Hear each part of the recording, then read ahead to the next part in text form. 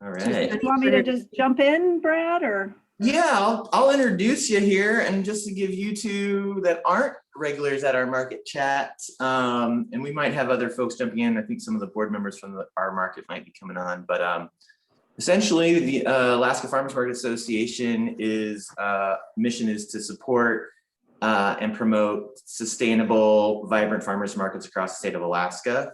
There's over 50 markets across the state. We started these market chats last year after when COVID was just hitting, to help share resources and pivots and all sorts of plans and adaptations that different markets were going to do, and pretty much just to try to get ourselves set up in a short period of time and adapt to all the changes that were happening at markets. And market managers across the state really stepped up and did amazing work to keep people and their community safe and their markets open, farmers a place to sell their food. So everybody, this is Carol Fink. She's the State of Alaska Section Chief for Chronic Disease Prevention and Health Promotion, and the contact for gatherings, sports events during COVID-19. And you can take it away, Carol. All right, and I'm also joined by my colleague, Marina Minikova, and she just started last week, but she is going to be, she's a long-term non-perm with the state to help with events, gatherings, and sports. So I'll just share my screen real quick. We'll go to screen one. Let's see what I got. Nothing. Here we go. We do, and Marina will be throwing some links in the chat box, so you don't have to try and scramble to get these down. So we do have a website called Plan Safer Events. You may be aware that the Department of Health's website is under a cyber threat right now, so it is down. You won't find any resources at the state health department website right now, but we do have this, which was great because it's on a different server. So all of these links are live.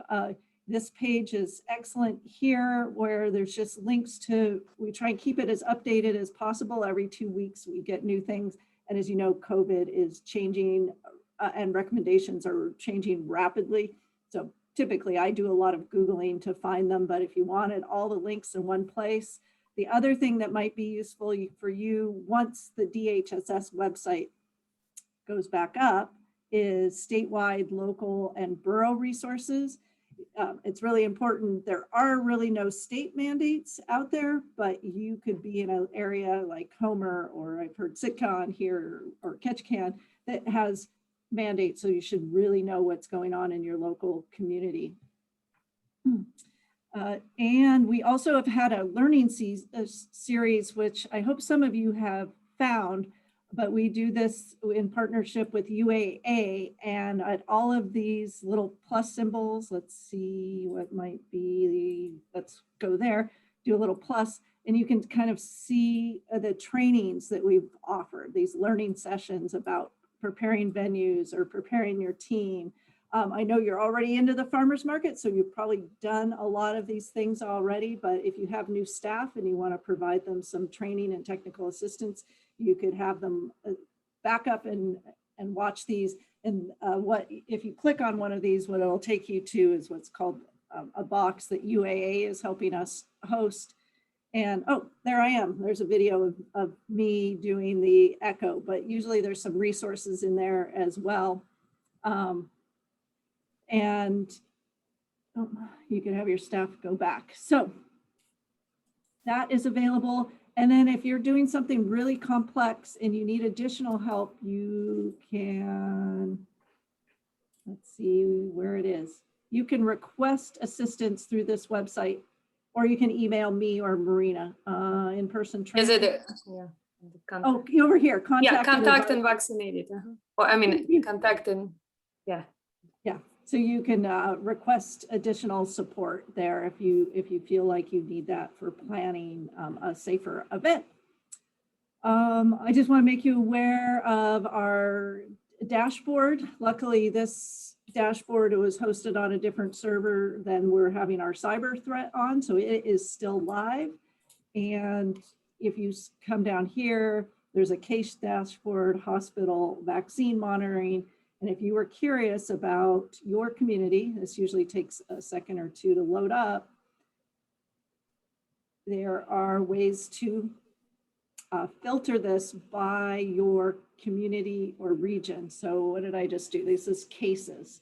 So what we're looking at is, new cases yesterday, 78. You can see our total cases over time, death. And then, but if you did want to filter, I heard we had some Fairbanks folks on the line. So I can just use a drop down over here, click go.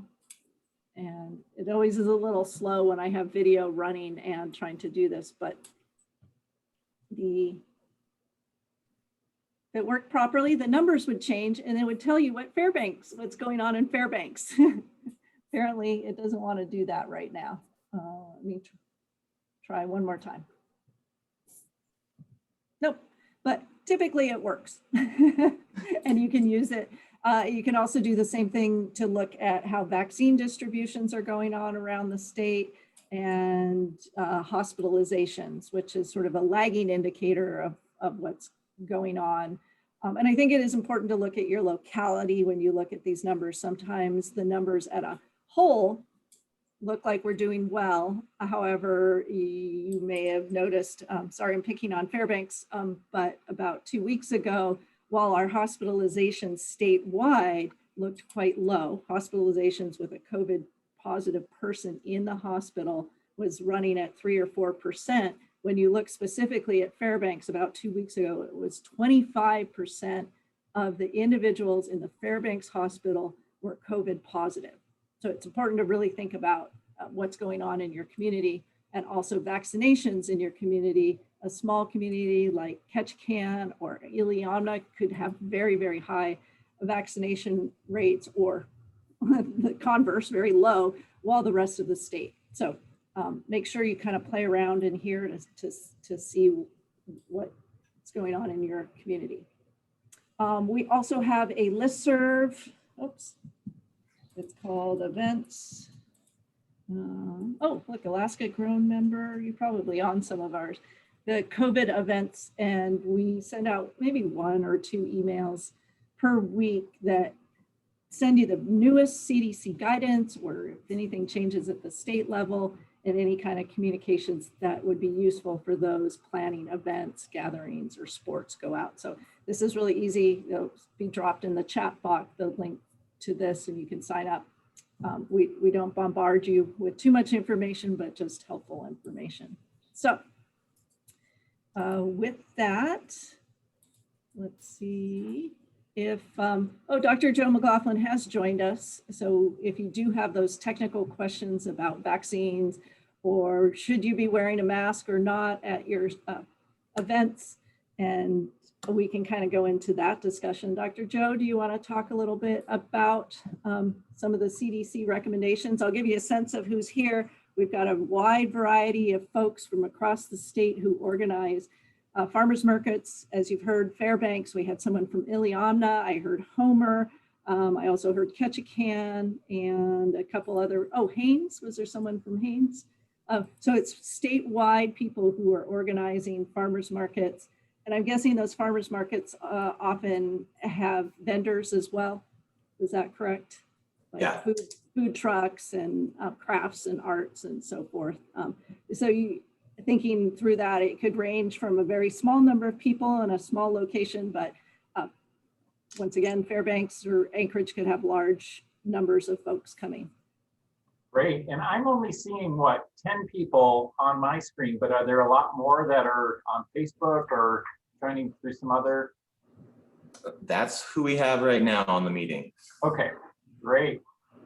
All right, well, super. So, maybe what we should do is just open it up for you guys. I'm really curious to hear what questions you have about masking or about any of the CDC guidance or our guidance. Well, thank you for joining us, Dr. Joe McLoughlin. I'm Brad St. Pierre. I manage the Tanana Valley Farmers Market. I'm the board president of the Alaska Farmers Market Association. Markets across the state have all adapted and had different plans and kept markets open all last year. The most current CDC guidelines for outdoor farmers market was released last September. And so we're just trying to get up to date. Many of our markets are already open. Some are opening this coming weekend.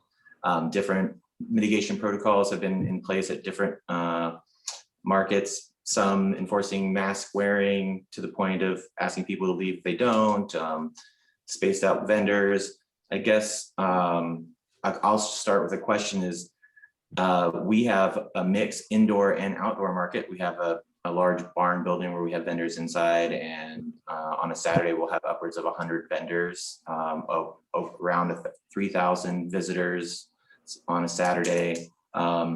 What do you think is a wise way, is now with the new recommendations for masking for fully vaccinated folks and the lack of social distancing requirement for fully vaccinated folks, is it still important for farmers markets to keep vendors spaced apart and have large pathways?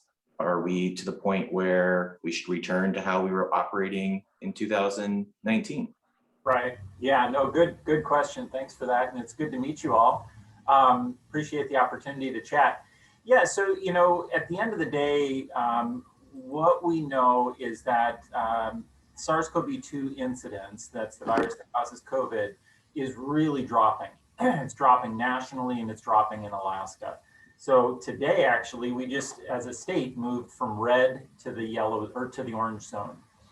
So that's pretty awesome. Yeah. And I'm hoping that it just continues to trend in that direction. And certainly the modeling forecast that we've seen from CDC and others shows that actually they show that there may be a little bit of a blip that happens towards the end of this month or beginning of June, because we're seeing so much of the B117 strain from the UK that's now the predominant strain in the United States. And we're seeing a lot more of it also here in Alaska.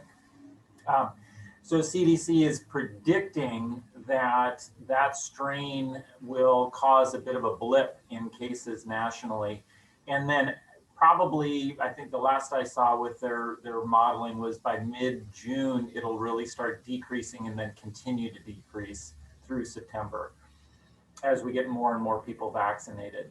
So that's the epidemiologic situation. So we are still seeing, I mean, Anchorage is still in the orange zone. We're not in the yellow yet. So that means our incidence is between 5 and 10 cases per 100,000 population per day, averaged over 2 weeks. So obviously we'd love to see that in the yellow instead of the orange, but that's where we're at. So there is still SARS-CoV-2 circulating, and people just need to be aware of that. The CDC guidance, you know, you guys have all heard, I'm sure read about how the rollout of the new masking guidance was not ideal. And in fact, I didn't even know about it until like 2 hours before I got in front of a press conference. And so I was like, oh my gosh, this is happening. Like I had no idea they were going to make this change, and then they made the change. And so, you know, in some respects, it's very welcome, right? On an individual level, it makes a lot of sense. We know vaccines are highly effective. But on the population level, it's a little bit more tricky because we know that some people are unvaccinated and they'll probably see this as a license to just go without masking. So my concern is that we are going to see this uptick that CDC was forecasting, in part due to the B117, but also in part due to the abrupt nature of this masking guidance shift. So all that said, you know, we know what works for preventing COVID transmission. It's distancing and masking. And so now we have to kind of thread a kind of a challenging needle right now, where we know that our rates are going down. We want to keep them going in that same direction. And we know that the vaccine works really well. And so for folks who are fully vaccinated, we would love to, you know, do whatever we can to, you know, give them the liberties that they deserve as being fully vaccinated and, you know, have waited for, you know, 16 months. So that's kind of what the needle we're trying to thread. I think it probably is going to depend on what's happening locally. We know that CDC's mask guidance did very clearly state that any community or state or tribal region that has local ordinances or laws requiring masking or mandates, that those trump the national guidance. But, you know, I think in much of Alaska, if not most of Alaska, any local community that has had local masking mandates or ordinances, many, if not most, have said since the CDC guidance came out that it's not necessary. So then it comes down to each particular business. How does each business want to deal with this? And we've seen that Target's doing one thing, Fred Meyer's, and, you know, Home Depot, and every company is sort of making their decisions about masking and what they feel safe with respect to their own employees as well as their patrons, their customers. And so you'll see variation on that front. So I think all this to say that there is room for variability and variation depending on the local situation. If you're in a local community where, let's say, still have fairly high incidence rates in the orange or in the red zone, but you don't have a local mask ordinance, then it's really going to be up to that particular farmer's market, you know, the leaders in that group to kind of make a collective decision, especially for indoor venues. Now, outdoor venues, we know, you know, by and large, outdoor is quite a bit safer than indoors. I've heard estimates on the order of 40-fold safer. I don't know if that's true, but you know, it is quite a bit safer in the outdoor setting. But certainly, if you and I are 3 feet apart and we're having a 10 or 15-minute conversation, we're spraying each other. That's just the way it works. And so there's still reasonable expectation that if I'm infected and you're susceptible, you know, you're going to be at risk. So hopefully that gives you a sense for how to thread this needle, and it may not be a one-size-fits-all for all farmers markets across the state. Is that helpful, Brad and others? Yeah, I think that's helpful. We've all kind of done that on our own with everybody having different boards of directors. Many of these are nonprofit organizations. So how important do you think it is for us to continue encouraging, let's say we're just talking about Fairbanks right now, where the cases are still in the high zone, for trying to encourage social distancing at an outdoor farmers market? You know, I guess it depends on how crowded you expect it's going to be. I mean, on a crowded day, how many people are you talking gathering together and being kind of crunched together at one time? Yeah, well, throughout the day, we'll have about 3,000 people come through the farmers market. During the lunch hour, in 2019, if you went into the food stall area, it's like shoulder to shoulder walking through. Since, you know, this last year, we expanded our pathways, so it hasn't gotten that crowded, but yeah, it can get quite crowded. So here's an approach that we're taking in my office. So the section of epidemiology has 90 people in it. And so what I'm saying and what our leadership team is saying is that when you're in common spaces, a mask is strongly recommended, but not required. And that's for everybody. Until our case counts go back down into the yellow zone. And then when that happens, we're going to consider. I don't know who's vaccinated and who's not in my section. It's not something that I'm asking people. I'm assuming the section of epidemiology has a lot of vaccinated people, but there still may be some who aren't. And so we want to be respectful of them. And, you know, who knows if they're immune compromised or, you know, different things that can put them at increased risk for serious COVID. So COVID's not over yet, and especially in communities like Fairbanks, where we still have high transmission and very low immunization coverage rates compared to other areas, I would have, definitely think about, continuing to strongly recommend masking guidance in communities like that. So just a couple of things to think about. I totally agree with, what Joe's been saying. I think again, outdoor versus indoor is your big changing point. Number of cases in your community versus not. So, and I think the work that you've done to be able to spread things out, I think is a really good strategy, not only for COVID, but other respiratory illnesses. And we know that immunocompromised people may not be as protected. So if I was a fair and I was thinking about a farmer's market, thinking about what I was doing, and I know that you got a plan now for September and that you're not going to know what the case rate, I would plan on having those greater distances there because you know that's going to be better for everyone from a respiratory illness. I would probably move away from like that you must absolutely have a mask because I think that there's a lot of evidence these vaccines are working, our cases are going down. I think that's going to likely continue for the summer. I think if you are indoor and or if you are in a higher risk environment, like Joe mentioned, recommending masking as, to respect others and to see what that looks like, particularly in a mixed zone. So just a couple, if I were to take the information that we see and try to make it applicable to making a season-long plan, because I know you guys can't pivot every moment to our new changing, those would be my big takeaways that I would do. Joe, would you agree with those? Yeah, so Ann, just to make sure I'm clear, so in a place like Fairbanks, and let's say you've got an outdoor venue where you've got maybe hundreds of people gathering over the noon hour, is your recommendation, or do you think it would be wise to say masks are recommended but not required in that setting? Yeah, so like we're saying, 1, do outside versus inside.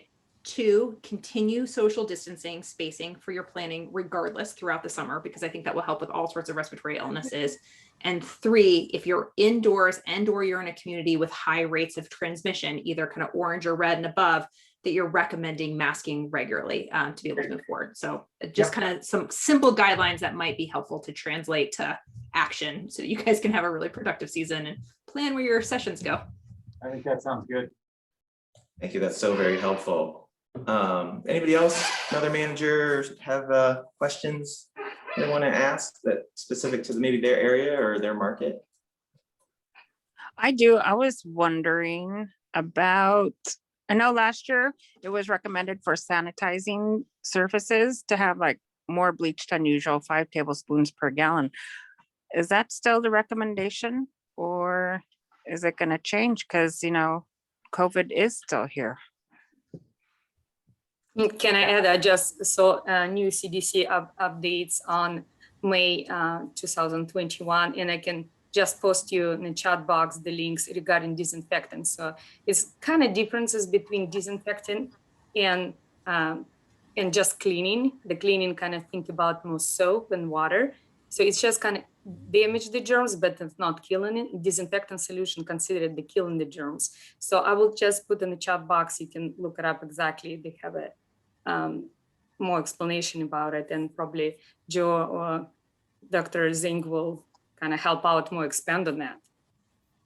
Yeah, I would just say that in general, good hand washing is always recommended. You got food and other things there. I think we've moved away from kind of the surfaces and the lots and lots of cleaning aspects that happened of last year, because the more that we really understood how much this is being transmitted just by people talking and breathing in closed area spaces. So I think that moving forward, it's always a good idea to have hand washing stations, particularly in a farmer's market where people are touching food and getting food, but less from a COVID risk and more of a risk for other things. And I think just general cleaning, like you mentioned, soap and water and or kind of is some diluted bleach for cleaning surfaces before the end of the day. But I would kind of settle into just normal, good, healthy hand hygiene rather than kind of the COVID extra precaution world that we lived in last year based on our increased understanding of this virus.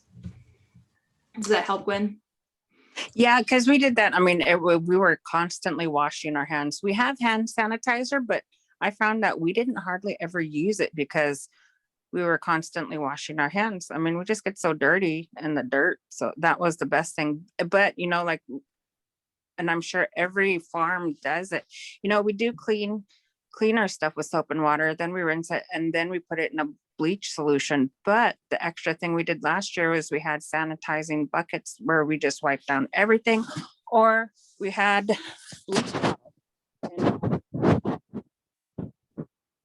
household buckets. a week, if not daily. Soap and water kills COVID well. So, if you're using soap and water regularly, it lasts the air, but soap and water with good hand washing is going to do a great job of killing it as well. So Oh, good, because I was worried. I was like, do we still need to be sanitizing like constantly, like everything? But I know somebody else in the, like at the hospital was like, yeah, we're not so concerned anymore with surfaces. It's more, yeah, like you guys have been saying all day, talking close to people.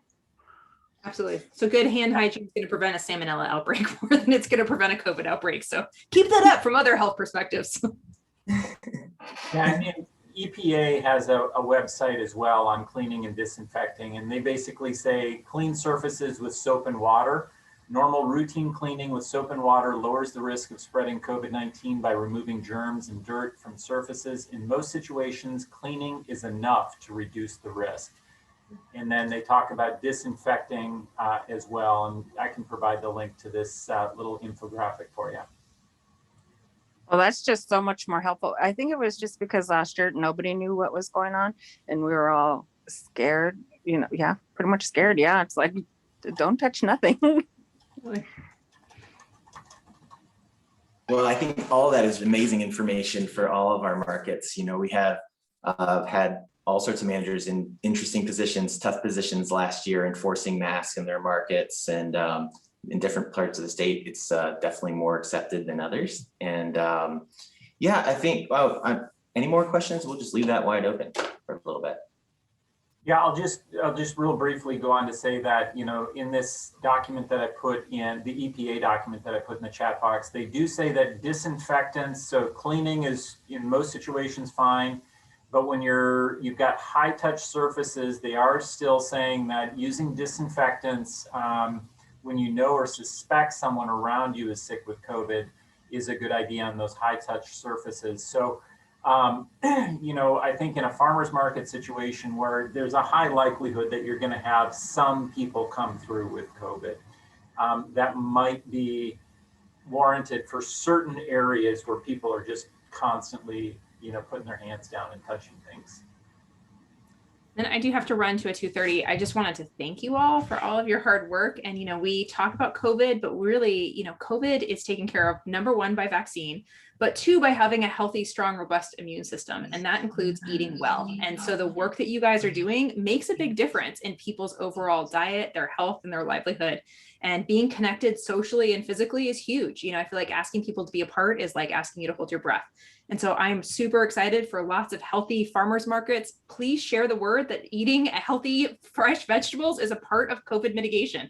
We try to message that, but not everyone does. And so the work you're doing is you're helping to help fight COVID by helping to make sure people are eating well and healthy. So appreciate that. And we are partnering with many farmers markets to provide vaccines as well, so that people can buy fresh vegetables and get vaccinated at the same time. So we're always happy to partner with you all if we can partner in any way to promote the overall health and well-being of Alaskans, which includes eating well, being active, mentally and socially taking care of ourselves, which you guys have been carrying that torch for us while we've been doing lots of COVID-y things, and looking forward to partnering more moving forward. So thank you. Respect. Thank you so much, Dr. Zink, for coming. And yeah, we'll meet you at the market. We had a vaccine pop up at our market this last week. We're telling people, come get a cucumber and a shot. I like it. Great. Send me pictures. I'll share them. Okay. Thanks, guys. Wonderful. Hey, Brad, I'm wondering if you could talk a little bit more if other markets want to host vaccination sites like yours did. How can we do that? Like, we'd love to be part of the solution. So Yeah, so now there's an online portal actually for you to request a pop-up. I'm not sure if it's affected by this malware attack on DHHS's website. How I actually started figured it out as I contacted the Economic Development Office here in Fairbanks and asked them if they had contact with people doing pop-ups, and they directed me to Tessa Linderman, and she's the one that kind of put the whole thing together. I think that right now, if you go to that DHH's website or COVID Vax website, that you can request a pop-up at your market. Yeah, it's pretty, and it's, they're coming with everything. They have a contractor that's setting them up. I gave them the specifications of my market, that you have a 10-foot tent, 20-pound weights on everything. They came fully prepared. We don't have Wi-Fi outside. By the middle of the day, they had a MiFi device there so that their apps would work. So I mean, they as we are still figuring this whole thing out, I'm doing pop-ups at different places, but I think upwards of 50 people got vaccinated at the market on Saturday. And so yeah, we're gonna sleeves up for May, or what's the push in May? There's a bigger push other than sleeves up for summer, but yeah, I think we're gonna have them at least every Saturday at the market, if not every market. Yeah, I would reach out to your local DHHS contact if you can't find. I wish I had the website request link here, but yeah, that's kind of how it went in Fairbanks. Marina's probably searching for it right now, but Dr. Yes, Joe, yeah. do you know if I just was is- going to say that. Yeah, I'm just searching in the placing in the chat box. Even the website is down, but I have a screenshot. I will put the picture on, but somehow picture is not pasted in the chat box. But the phone, the point is the phone numbers is working. So if you cannot reach through the website, you can still do phone lines. So give me a few minutes. I will put it on information so you can see the phone lines. Yeah, and Dr. Joe, is Tessa still the main contact for that, or? I think Tessa is still the main contact. Either Tessa or probably maybe Matt Bobo, Carol? Okay, I'll put that in the chat box, their contact, and you can always contact me and I will put you in touch with them. It's just I can't look it up right now because of the website issue. Have many of you seen the recommendations from the CDC for outdoor farmers market that were released in September? It's really good. It's actually, I feel like they worked closely with the FMC, which is the National Farmers Market Coalition, on a lot of guidelines, a lot of things that managers around the country kind of work through and then we put down on paper. Really, there's just resources on there, good ideas of how to continue social distancing at your market, considering your tent layout and hand wash stations, things of that sort. Yeah, it's worth a look at, especially after hearing today what you're saying, Dr. Joe and Dr. Zink were saying that we should probably continue with mitigation in places that have high counts still. Yeah, and that's available on the CDC website, really easy. If you just look up CDC Outdoor Farmers Market, it'll pop up. And I already pasted, and if you're looking in the chat box, you will see the update on May. And basically some of them already been previous information, some of them new, just they added at fully vaccinated and unvaccinated people, basically difference in the infograms. I will give you web link as well. That is very visual tools, great visual tools to help out to see people instead of reading instructions, just kind of zoom in, who's especially visual person, they can see where they need to wear masks. It's very good, helpful tool too. Unfortunately, I cannot paste somehow on the picture itself in the chat box, but it's only link works. Cool. Anybody else have a question for Dr. Joe? Yeah, so I keep hearing about larger markets, like Brad's got a really big one. Like we don't even have 200 people in our community. So I was still kind of not wanting to do a market, more like, so we started doing pretty much like on-demand farming where people would tell me what they'd want and we'd get them a bag ready and deliver it. I'm still thinking about doing that this year, but we also had a volunteer program that I was thinking about starting up again because we are small. Like I might have 6 people on my staff here. So I was thinking about if I need more help, I'd open it up to volunteers again if they are fully vaccinated. And since we are so small, I pretty much know who has gotten vaccinated and who hasn't. Because you could tell the anti-vaxxers, they're like, nope, I'm not doing it. And everybody else is like, I got my sticker. So I was thinking about doing that because my interns are 16 and 17 and they've both been fully vaccinated. But I might have younger kids joining later because their birthdays are in a couple weeks. So I'm not sure if I should. I was thinking about opening it up back to volunteers if they're fully vaccinated. Yeah, and the vaccine is now authorized for kids down to 12. So if you did have some younger kids, you could get them, vaccinated as well if they're willing to do that. Yeah, like my son is, he's like, yeah, I'll do it. It's just a matter of getting that Pfizer clinic down here for them. Yeah. What, Gwen, which community were you in? I live in Tyonek. So Ionic. we're small. We've got maybe I think 200 is too much yeah. I don't even think we have 200 people in this village. And which health corporation services you guys? So South Central Foundation, South Central. All right. because we're not too far from Anchorage. We have doctors come over for day trips to see patients. Mm-hmm.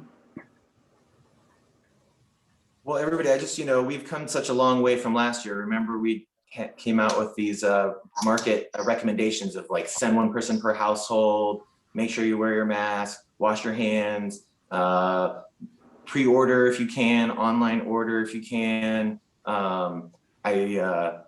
Some of those I feel like are super still important. But yeah, it was pretty amazing to see this last week, whole families coming back to the market, and just like these small successes, I feel is something we really can like hold on to. That, it is, we are easing up, we're still in this, but I really just all of you that are running markets from last year, that you survived that and you're at the point where you are now. We've learned so much on how to like source masks and source cleaning and hand washing stations and all that, I'm hoping that you all have a much easier and less confrontational summer this summer.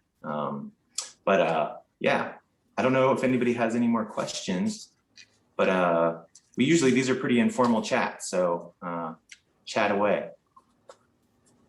Just interesting for me, you're still handling the cash. The cash probably will be one of them consideration for paying for products, because I know some stores accept only credit cards, especially when I travel, I see that no cash handling. So I think it's one of them good point, how to exchange, products versus paying for cash or credit card. So how do you handle? Do you use both credit cards and the cash?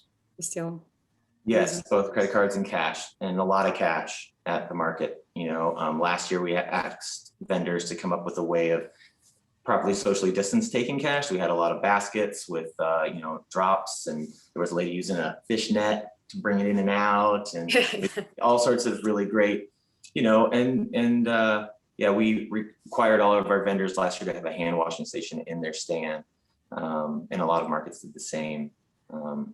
If you want to laugh, what I'm doing, I usually carry with me wipes, and then when I use it, I just use credit card and I wipe my credit card. That's my personal tools. I see the cashiers at the small stores, they use gloves when they handle the cash, and then they change gloves periodically. So I kind of pick a new little things from different parts, different communities, how they handle that question. I think it's kind of interesting. I would think some of our farmers markets don't actually have maybe access to taking credit cards, or nowadays it's kind of pivoted pretty hard with cell phone service as it is, and Square as it is. A majority of our individual vendors take Square or PayPal or any of those things. Our market has an ATM also, but a lot of people are taking credit cards nowadays, and a lot of people did touchless payments last year and have continued that this year. Has anybody else got changes at their market that they're doing this year that they didn't do last year that we haven't talked about? Well, cool. Well, I don't need to keep you any longer than you need to be here, Dr. Joe McLoughlin. Like, we super appreciate you coming and speaking with us, and we hope to see you at your local market this summer. Sounds good. Well, thanks so much. Really appreciate all the work you guys do. Cheers. Thank you. Thanks, Dr. Joe. Thank you. Yeah, so Marina and I are available to stay on or not, up to you. Well, we're gonna start asking our technical questions, so you might want to jump off. I don't know. Yeah, I know. I was like, he was great, and Dr. Zink was great. But I think the one piece that I should have mentioned earlier is that there are some free resources you can order from the state, and I put. And unfortunately, our website is down, but you can contact our And so it's like posters that are already pre-printed and Signed. we'll actually mail them to you. And if you're interested in that, maybe I'll just put my email in there, or maybe once our website's back up, Marina will email Brad and he can let you know that those are back up and available. We're hoping some of our web components will be back up on Monday if all goes well. But yeah, you can order some posters, and they're the cute ones with the extra tufts or the fish, stayed 6 feet apart, and some other designs. Yeah, like an airport, they use it, don't flock together like a birds. And I think Yes. it's on the market will be periodically placing the sign that don't don't walk together, right? Just keep distance. And I think it will be very helpful. Just visual sign reminder people just not gathering shoulder to shoulder. Like I said, like some spots very crowded and some spots have a spacing. It's another consideration for that.